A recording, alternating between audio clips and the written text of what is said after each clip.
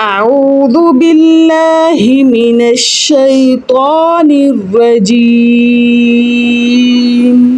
ترجمہ، واو اور من الابل اونٹ سے، اثنین دو، اونٹ سے مذکر اور مؤنث دو، وہ کیا ہیں؟ حلال ہیں۔ ومن البقر اور گائے سے بھی، اثنین دو، یعنی مذکر اور مؤنث، نر اور مادہ دونوں۔ اللہ کہتے ہیں اونٹ کے دو، نر مادہ، اور گائے کے دو۔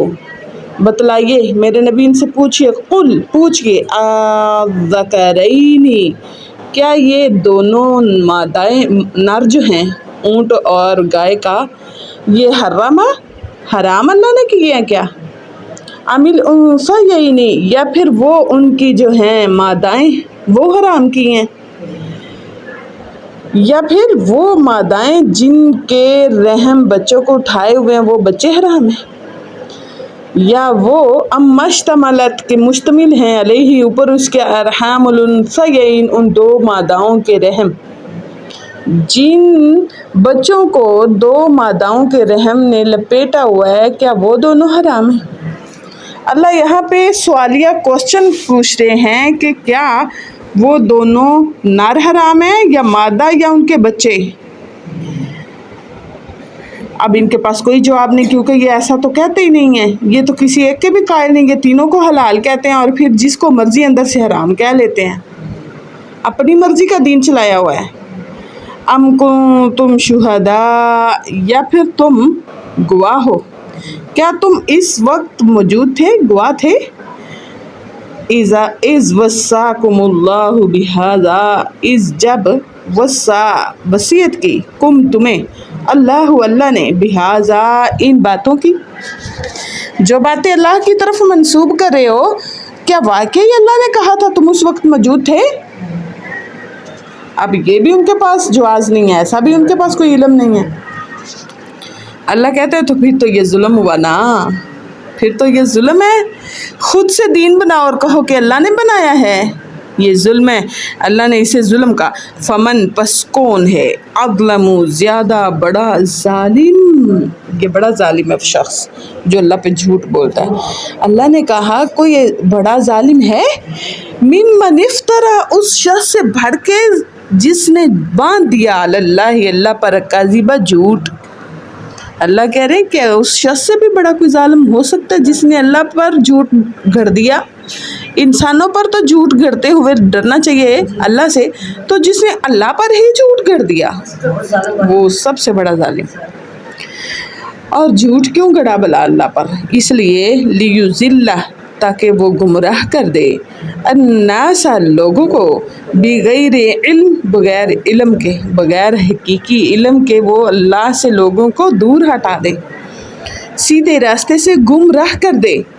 ان اللہ یقیناً اللہ رب العزت لا یہدی نہیں ہدایت دیتا، القوم ایسی قوم کو، ظالمین جو ظالم ہیں، اللہ ظالموں کو ہدایت نہیں دیتا، جو اس درجے پر پہنچ جاتا ہے نا کہ اللہ پر جھوٹ گھڑنے لگے وہ پکا گمراہ ہے، تو یہ سب سے بڑا ظالم ہے۔ اللہ ایسے ظالموں کو ہدایت نہیں دیتا بلکہ دوسروں کے لیے آزمائش بنا دیتا ہے کہ کون اس کے پیچھے لگ کے میرے دین سے دور ہوتا ہے اور کون اس سے لڑ کے میرے ساتھ ہوتا ہے۔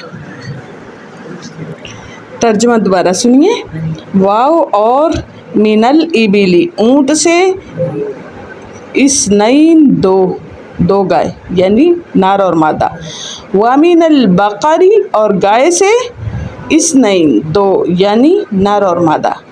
قل میرے نبی پوچھئے، الذکرین حرم کیا دونوں نر دونوں مادہ، پہلے نر کہا، کیا دونوں نر حرام کیے اللہ نے؟ ام الانثیین یا پھر دونوں مادائیں، مشتملت علیہ ارحام الانثیین کیا اللہ تعالیٰ نے دونوں نروں کو حرام کیا ہے یا دونوں ماداؤں کو، یا وہ بچہ جس پر دونوں ماداؤں کے رحم لپٹے ہوئے ہیں؟ اب ان لوگوں نے یہ تین چیزیں ڈیسائیڈ کر لی تھی کہ فلاں جو جانور ہے نا مادہ وہ تو مردوں کے لیے جائز ہے، اور فلاں جو ہے نا وہ کوئی نہیں کھا سکتا مگر وہ جسے ہم چاہیں، وہ بتوں کے نام پہ چھوڑا ہوا ہے، یہ بزرگ ہو گیا ہے، اس کی یہ تعظیم ہے، یہ بت کے نام پہ اس کی یہ تعظیم ہے، ان کو یہ کھائیں گے اور ان پر حرام ہے، یہ کھائیں گے ان پر حرام ہے۔ خاص طور پر ان کی یہ ایک لاجک تھی کہ جسے ہم چاہیں، ہم چاہنے سے تو مین بات نظر آ رہی ہے کہ دین بھی تم چاہا ہی ہے، دین تو کوئی دین ہی نہیں ہے، تم چاہا دین ہے۔ اور اگلی بات، کچھ مادائیں، یہ نروں کے بارے میں ان کا خیال تھا، دوسری بات کوئی صاحبہ بحیرہ بنا چھوڑی تھی کہ یہ جو ہیں یہ ایسی صورت میں جائز نہیں ہے، ایسی صورت میں جائز ہے، یعنی من چاہی، یہ بتوں کے نام پہ چلی گئیں، یہ ہو گیا وہ ہو گیا۔ اور اگلی بات، جو بچہ پیدا ہوتا ہے نا ان کے بارے میں بھی انہوں نے یہ سلیکٹ کیا ہوا تھا، اگر زندہ ہوگا تو ہمارے مرد کھائیں گے، تو مردہ ہوگا تو سب کھائیں گے۔ ہاں جی، اور جب یہ زندہ گوشت کرتے تھے نا تو ان کا صرف مرد ہی کھاتے تھے، عورتوں کے لیے تو جائز نہیں، یہ من چاہا دین جو تھا۔